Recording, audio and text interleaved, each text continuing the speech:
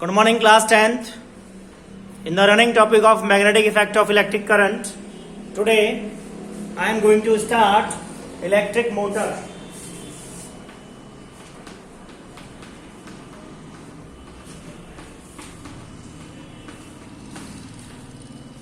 Last video we have discussed till Fleming left hand rule or the direction of the force. It means last video के अंदर हमने kicking wire experiment discuss किया था. Today I am going to start electric motor. And electric motor is a device for converting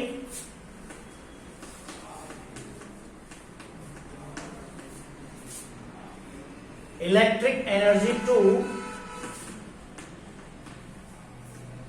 mechanical energy.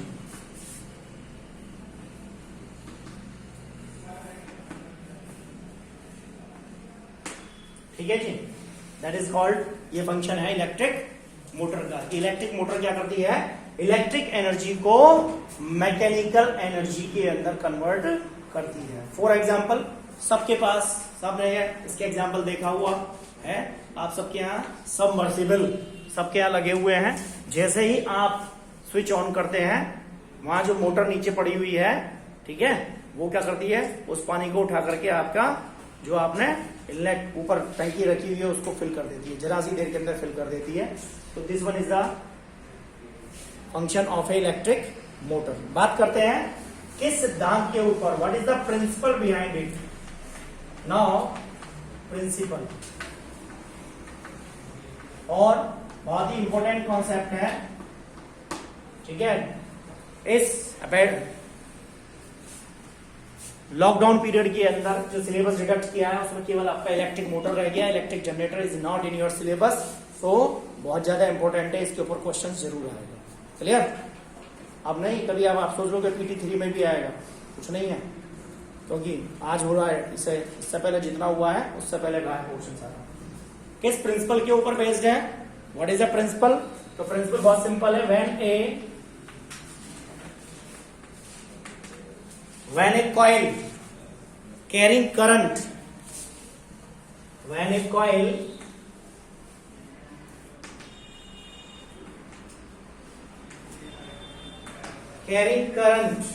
is placed in a magnetic field,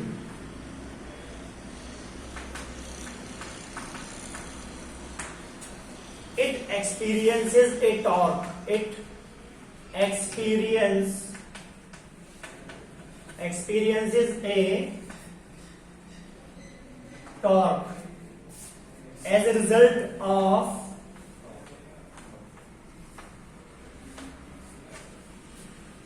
this torque. The coil begins to rotate. The coil begins to rotate. बहुत simple सा principal है, ठीक है. क्या कहता है कि जैसे ही हम क्या करते हैं, एक कॉइल कैरिंग करंट, यानी कॉइल जिसके अंदर करंट फ्लो कर रहा है, उसको मैग्नेटिक फील्ड के अंदर प्लेस करते हैं, तो उसके अंदर क्या होता है? It experiences A torque. What is torque? Torque is just a similar to the force. एक बल का अनुभव करता है और उस बल के द्वारा ही क्या करती है, जो कॉइल होती है वो घूमना शुरू कर देती है, ठीक है, रोटेट करना शुरू कर देती है. This one is the principle of electric motor. बात करते हैं इसके कंस्ट्रक्शन की. इलेक्ट्रिक मोटर किस किस से मिलकर के, कौन कौन से भाग इलेक्ट्रिक मोटर के अंदर होते हैं, और उसके बाद आएगा आपका वर्किंग. तो principle, construction and working is the important portion of electric motor. और 5 मार्क्स का क्वेश्चन इसी के ऊपर बेस पूछा जाता है. हेडिंग आपका नेक्स्ट कंस्ट्रक्शन.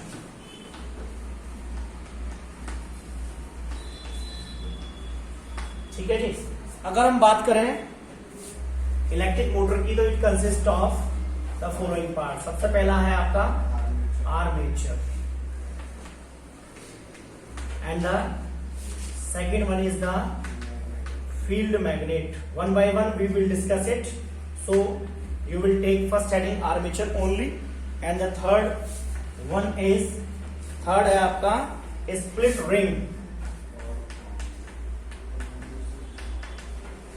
और commutator, and the next one is brushes. और इन ब्रशेस को हम क्या कहते हैं? स्लाइडिंग कॉन्टैक्ट भी कहते हैं। Sliding contact. और नंबर 5 आपका आता है बैटरी।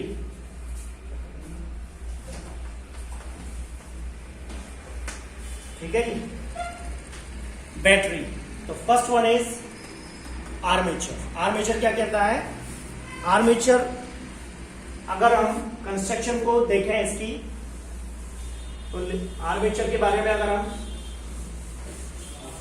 देखें तो एक इलेक्ट्रिक मोटर के अंदर, ठीक है जी, ये मान लीजिए this one is the armature, और नाम देते हैं इसको A B C D, A B C D and A। ठीक है, the armature A B C D A।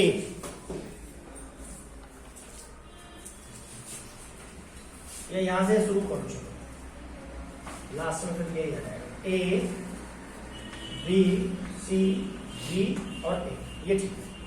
Armature A B C D A consist of a long number of,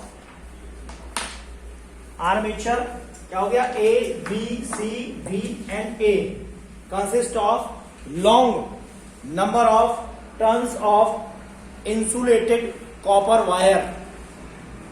इसके द्वारा बने होते हैं, इंसुलेटेड कॉपर वायर के बने होते हैं। ठीक है जी। Wound over a soft iron core, किसके ऊपर होते हैं? एक सॉफ्ट आयरन कोर के ऊपर जो होता है, यानी एक सॉफ्ट आयरन कोर लेंगे और उसको हम क्या कर देंगे? उसके ऊपर कॉपर वायर को लपेट देंगे, तो वो जो क्या बन जाएगा? That is called the armature. The second one is field magnet. दूसरा था फील्ड मैग्नेट। ठीक है, ये दो फील्ड मैग्नेट क्या करते हैं? N और S फील्ड मैग्नेट रख देते हैं। द मैग्नेटिक फील्ड B, जो क्या सप्लाई करती है? Magnetic field. The magnetic field B is supplied by a permanent magnet. ये परमानेंट मैग्नेट है N और S, जो इसको क्या सप्लाई करती है? मैग्नेटिक फील्ड सप्लाई करती है। मैग्नेटिक फील्ड को हम किसके द्वारा डिनोट करते हैं? कैपिटल B के द्वारा डिनोट करते हैं। ठीक है। और थर्ड स्ट्रक्चर है आपका स्प्लिट रिंग। ये क्या होते हैं? स्प्लिट रिंग, और इनको हम क्या कहते हैं? कम्यूटेटर भी कहते हैं। दीज आर टू, ये संख्या के अंदर दो होते हैं। These are two halves of the same metallic ring, यानी एक ही मेटल के बने हुए दो रिंग होते हैं, same metallic ring. And the ends of the armature coil, और किसके द्वारा जुड़े होते हैं? आर्मेचर कॉइल के द्वारा जुड़े होते हैं। And the ends of the armature coil are connected to these halves, which also rotate with the armature। यानी जैसे क्या होता है? आर्मेचर रोटेट करता है, वैसे वैसे ही ये क्या जी? स्प्लिट रिंग और कम्यूटेटर भी रोटेट करते हैं। नेक्स्ट है आपका ब्रशेस और स्लाइडिंग कॉन्टैक्ट। ये भी क्या होते हैं? जैसे हमने बताया ब्रश दो होते हैं, ऐसे ही ये भी कितने होते हैं? दो होते हैं। ठीक है, ये यहां पे आप मान लीजिए, ये यहां आपके आ गए स्लाइडिंग कॉन्टैक्ट, और इसी के द्वारा क्या जुड़ा हुआ है यहां पर? ठीक है जी, आपका क्या जुड़े रहते हैं? ये आ गया आपका, ये मान लीजिए क्या बताया जी, हाँ जी, ब्रशेस। ये क्या हो गया, स्लाइडिंग कॉन्टैक्ट S1 और S2, ये हो जाएगा आपका B1 और B2, डायरेक्ट इसके द्वारा जुड़े रहते हैं, स्लाइडिंग कॉन्टैक्ट के द्वारा जुड़े रहते हैं। और अब क्या शुरू करेंगे, यानी हमें क्या पूरा करना है, सर्किट। तो सर्किट को पूरा करने के लिए हम क्या जोड़ देते हैं, बैटरी, ठीक है, पॉजिटिव और नेगेटिव। ये क्या है, ये हो गई आपकी बैटरी, बी ये ब्रशेस और ये sliding contact. This one is the simple representation of an electric motor, ठीक है। तो स्लाइडिंग ब्रशेस को हम लेकर कह रहे थे कि ये भी क्या होते हैं, दीज आर टू, ठीक, फ्लेक्सिबल मेटल प्लेट्स, दो फ्लेक्सिबल मेटल प्लेट्स होती हैं ये, these are two flexible metal plates. और कार्बन रॉड्स क्या होती है, या तो ये फ्लेक्सिबल मेटल प्लेट है, फ्लेक्सिबल मेटल प्लेट, और क्या नहीं तो ये क्या है, कार्बन की बनी हुई रॉड है, these are the carbon rods, ठीक है। V1 and V2, V1 and V2 which are so fixed that they constantly touch the revolving ring, ठीक है।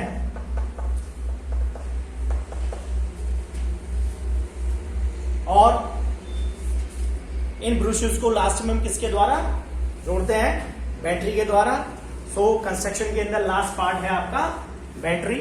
ये क्या होता है, बैटरी किसको कहते हैं, group of the cell is called battery, group of the cell is called battery. And the battery consist of few cells, battery के अंदर क्या होते हैं, मैंने बताया क्या होते हैं, group of the cell is called battery. Battery consist of few cells and is connected, इसके द्वारा कनेक्ट रहता है, and is connected across the brushes. Okay ma'am. Armature, यानी जो सेल्स हैं, सेल से जो करंट है वो कहां पास होगा, किसके द्वारा हो जाएगा, ब्रशेस को, एंड ब्रशेस से कहां जाएगा, this one goes to sliding contact, और क्या कहते हैं इनको, split rings, and they carry the current to the armature, ठीक है। इसके अंदर क्या होता है, अगर अभी देखेंगे, इसके अंदर जो रोटेशन होते हैं वो हाफ हाफ रोटेशन होते हैं मोटर के अंदर। जो इसका पार्ट है, this one is the part of its working. Power next heading will be the working. Principle हो गया, कंस्ट्रक्शन हो गई, नाउ लेट्स सी वर्किंग, ठीक है। The working of A DC motor, कैसा मोटर है ये, DC. Working of A DC motor will be clear from the following discussion, ठीक है जी। सबसे पहले इसको देखेंगे डायग्राम को। डायग्राम के अंदर हमने साफ दिखाया हुआ है, सपोज कीजिए battery, let us suppose the battery sends the current to the armature in the direction shown in the figure, ठीक है। तो यहां क्या, कौन सा रूल अप्लाई करेंगे, Fleming left hand rule, Fleming left hand rule.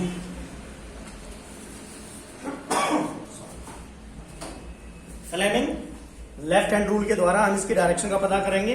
By applying Fleming left hand rule we find that, हमें क्या मिलता है, we find that arm A D,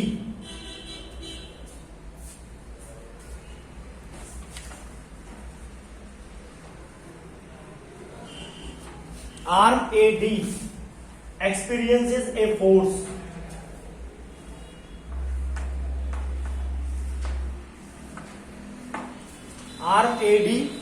experiences a force which is acting outwards,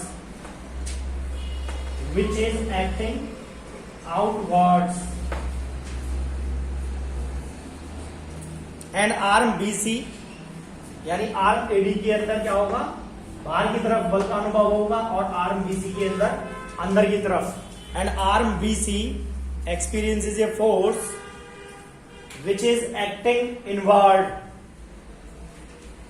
and this is perpendicular to it.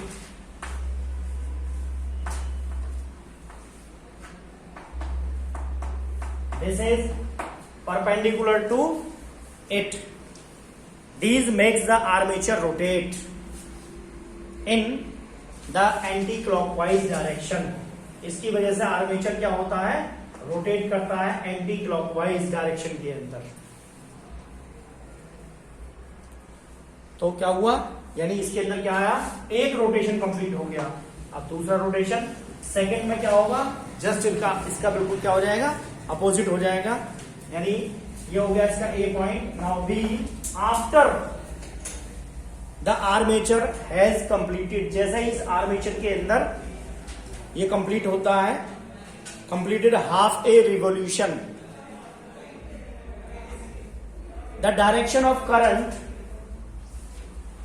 the direction of current in the arm AD and BC, AD and BC reversed. यानी पहले जो current pass हो रही थी, अब current उल्टा पास हो.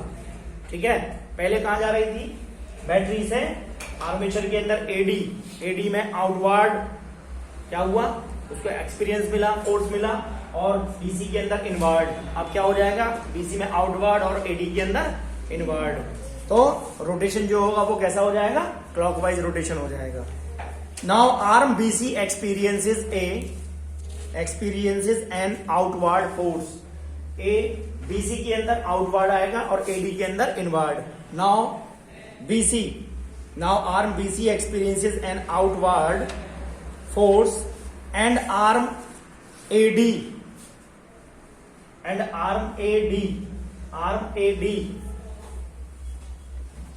experiences an inward force. The armature thus continues to rotate about its axis in the same. यानी ये जो आर्मेचर होता है ये अपने ही एक्सिस के ऊपर हाफ रोटेशन, ठीक है, इस तरीके से क्या करता रहता है, रोटेट करता रहता है. ठीक है, तो this one is the working. तो तीनों हो गए आपका, principle, construction, working. Now uses of the electric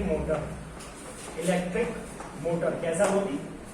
ठीक है, क्या क्या यूज हो सकते हैं. These are used in electric fans.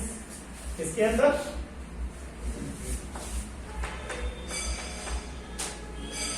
Electric fans काहे के लिए जी, for cooling and ventilation. Electric fan के अंदर काहे के लिए प्रयोग होते हैं, for cooling and ventilation. And these are use for pumping water. And another use is big DC motors, जो बड़ी बड़ी क्या होती हैं, मोटर्स होती हैं, are used for running trains, cars.